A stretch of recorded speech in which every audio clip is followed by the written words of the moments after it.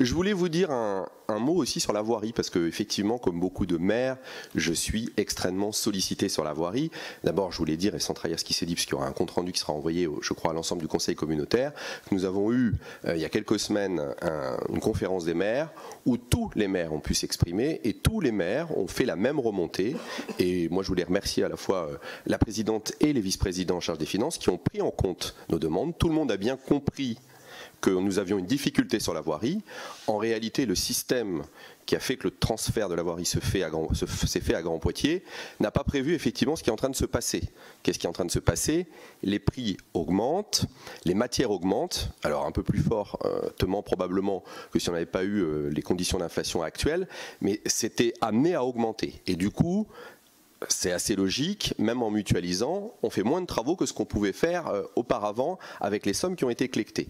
Donc c'est important de le prendre en compte, c'est un élément, ça a été expliqué à plusieurs reprises, de sécurité, on est tous d'accord, c'est un élément d'attractivité, c'est un élément aussi où on le sait, les habitants sont très sensibles, et moi je voulais quand même dire, ça a été dit tout à l'heure par Robert, c'est les 20 millions qui vont être injectés pour l'éclairage public, c'est quelque chose que nous n'aurions pas pu faire avec la PPI que nous avions collectée. Du coup, on voit souvent le verre à moitié vide, moi je voudrais le voir à moitié plein. Je vais donner l'exemple de ma commune où on va faire une rénovation à près de 100% de l'éclairage public, ce que nous n'aurions jamais pu faire avec notre PPI.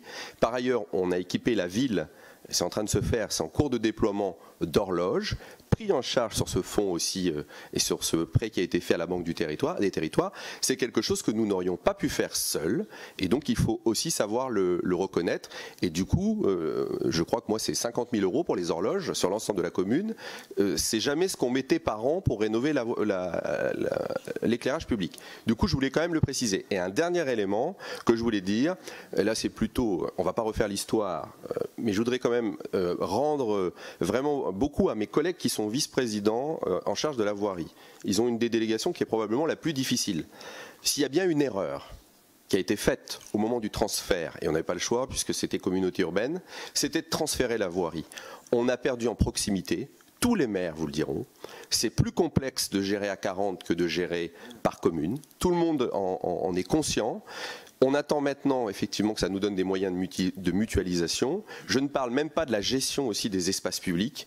C'est extrêmement complexe et je voudrais remercier aussi les agents qui ont dû s'adapter à cette situation. C'est pas simple et aujourd'hui nous avons tous dans nos communes encore des complexités. Ça c'est la ville qui entretient, ça c'est Grand Poitiers. C'est très difficile à comprendre pour nous. Alors imaginez pour le citoyen qui ne comprend pas pourquoi un endroit est entretenu par la ville, un autre est entretenu par Grand Poitiers.